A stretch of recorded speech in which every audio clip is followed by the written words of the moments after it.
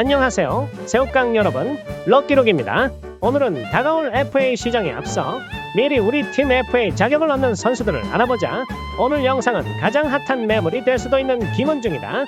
일단 영상 시작하기에 앞서 럭키록이 생각하는 FA 사원칙에 대해 설명부터 하고 시작하겠다. 제1원칙, FA는 그동안 고생한 것에 대한 보상받는 자리가 아니라 선수의 미래 가치를 평가받는 자리다. 그동안 잘한 건 연봉 협상 때 보상받는 거고, FA 때는 선수의 가치와 팀에 얼마나 필요한 존재인지를 중점으로 두고 협상해야 한다. 번외로 전준우와 같이 팀의 프랜차이즈 스타이자 1차 FA 때 금액적으로 아쉬웠던 것 생각하면 좀 더 챙겨줄 수도 있다. 제2원칙, 그해 시장 분위기를 파악하고 과거의 계약 사례와 비교하지 마라. 제3원칙, 언론 플레이에 휘둘리지 마라. 제4원칙, 1, 2, 3원칙을 반드시 준수해라. 그럼 원칙을 지키면서 김원중의 FA에 대해 평가해보자. 제1원칙, 김원중은 가치가 있는 선수인가?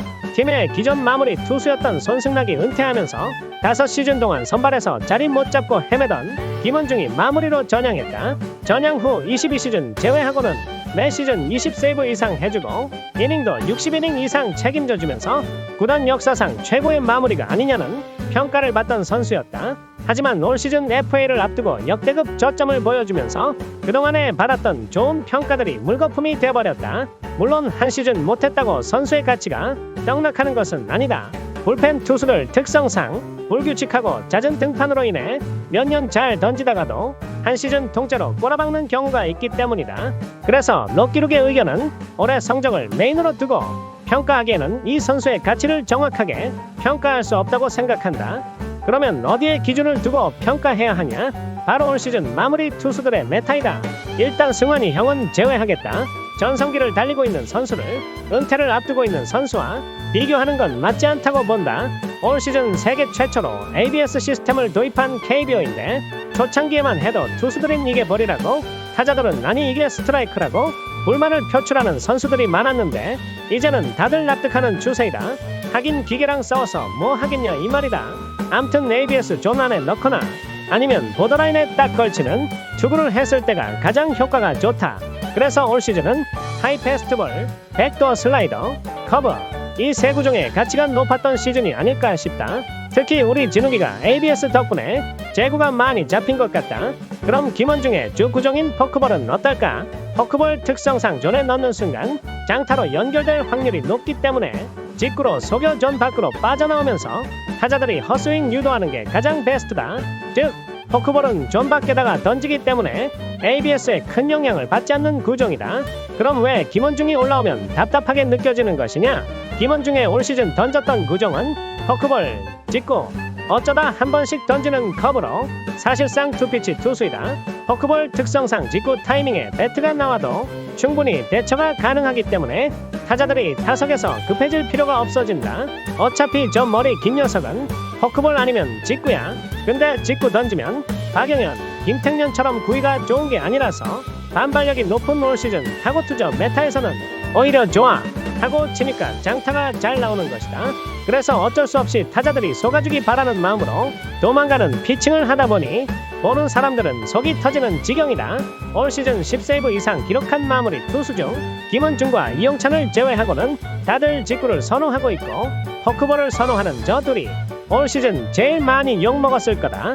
그리고 SSG의 조병현 선수도 직구 다음으로 포크볼을 많이 던지는데 하지만 이 선수는 직구가 워낙 위력적이라서 포크볼에도 힘이 실리니 저 둘에 비해 훨씬 잘할 수 있었다. 올 시즌 마무리 투수로 좋은 모습을 보여준 정혜영, 유영찬, 박영현, 주연상, 김택년, 조병현 모두 묵직한 직구가 기본인 바탕에서 시원하게 던지고 중간중간 타이밍을 뺏는 변화구까지 섞어가면서 던지니 좋은 성적을 기록할 수 있었다고 본다.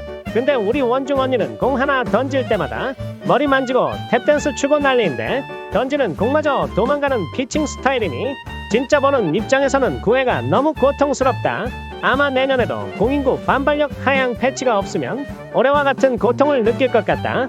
게다가 내년에 도입되는 피치클락까지 김원중은 메타 적응에 잘할 수 있을지를 중점에 두고 협상을 해야 할 것 같다. 제일 좋은 건 협상 테이블에서 공 10개 던져보고 계약하면 될 것 같다. 아무튼 스타일에 변화가 없으면 앞으로 마무리 투수로서의 경쟁력이 없다고 본다. 그러면 잡지 말라는 소리인가 싶을 텐데 일단 잡은 뒤 새로운 마무리 투수 키울 생각하는 게 베스트라고 본다. 물론 협상 과정에서 터무니없는 금액이 나오면 보내주는 게 맞다 보고 개인적인 의견은 4년 30에서 40억 선에서 잡는 게 적당하다고 본다. 이렇게 말하면 의문의 에이전시 알바생들이 유강남이 80억인데 김원중이 30에서 40억이라고. 공격할 수도 있다. 그럼 제2원칙 그 해 시장 상황이다. 일단 캡틴 전준우는 1차 FA 때 4년 34억에 계약했다. 당시에도 해자 아니라는 말이 많았는데 진짜 4년 동안 금액의 2배 이상으로 잘해줬다. 저 때가 2020년이었는데 당시 시장 분위기가 지갑을 닫는 분위기였고 군침 흐를 만한 대여금 매물도 없었다. LG의 오지환도 이때는 4년 40억에 도장을 찍었다. 하지만 1년 후 2021년 FA 시장에서는 비하 의도는 아니고 같은 외야수인 전준우랑 비교했을 때 풀타임 기준 OPS 0.8을 찍어본 게 한 번뿐이었던 정수빈이 6년 56억, 2022년도에는 프로 9년 차에 처음으로 오르크 100 이상 찍어본 박혜민이 4년 60억을 받을 정도로 FA 시장 분위기는 매 바뀐다. 그래서 올해도 어찌 될지는 모른다. NC 제외하고는 각 팀의 마무리 투수가 있기 때문에 김원중을 굳이 영입할 필요가 없다. 그래도 불펜은 다다익선이다 라고 삼성처럼 생각하면 김원중을 지를 수도 있겠지만 이 녀석 A등급이다. A등급 영입 시에는 보상으로 20인 외 한 명 즉 팀의 21번째 선수랑 김원중 연봉의 200% 10억을 줘야 한다. 이런 리스크를 감수하고 굳이 타 팀에서 영입할 메리트가 있을까 싶다. 그러면 시장에서 좋은 평가 못 받으니 롯데가 협상해서 우위를 가져갈 수 있다. 그래서 우리는 급할 게 없다. 그러다가 이적해버리면 대안은 있냐? 라고 공격하시면 지금 당장은 없다. 내가 알면 지금 롯데에서 코치하고 있지 않겠냐? 그리고 대안드립은 선발 투수와 포수가 아닌 이상 큰 의미가 없다고 본다. 우리가 애지중지 아끼던 장원준이 떠난 뒤로 아직까지도 시즌 10승을 해줄 수 있는 제대로 된 토종 저완 선발 하나 못 키우고 있고 진짜 아직도 그날 이적 기사만 생각하면 눈물 날 것 같은 강민호가 떠난 뒤로 5년을 포수 암흑기에 시달리다가 작년에 80억 패닉 바이로 영입했는데 부상으로 올 시즌 눕방 해버린 유강남이 있다.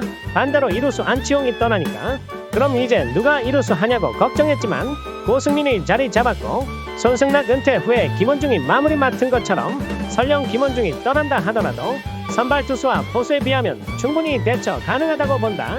좀 더 쉽게 설명하자면 박세웅 놓쳐서 3선발로 나균환, 김원중 놓쳐서 마무리로 김상수, 뭐가 더 팀의 손해일 것 같냐? 그럼 마지막으로 제3원칙 언론 플레이에 휘둘리지 마라. 모 프로그램에서 박모씨가 4년 80억, 또 다른 프로그램에서 이모씨가 나 이해랑이야? 하 제발 롤런트야. 내 돈은 아니지만 또 호갱 당하지 말자. 그럼 오늘의 한마디, 우리 선수들이 FA 대박나서 팀에 남으면 좋겠지만 셀러리 캡 때문에 실력에 맞지 않는 연봉 받으면 팀 운영에 있어 전호 낙인 민폐에다가 내년 우만시의 암덩이 부분 후보로 올라오고 싶지 않으면 모두가 납득할 수 있는 금액으로 남아줬으면 좋겠다.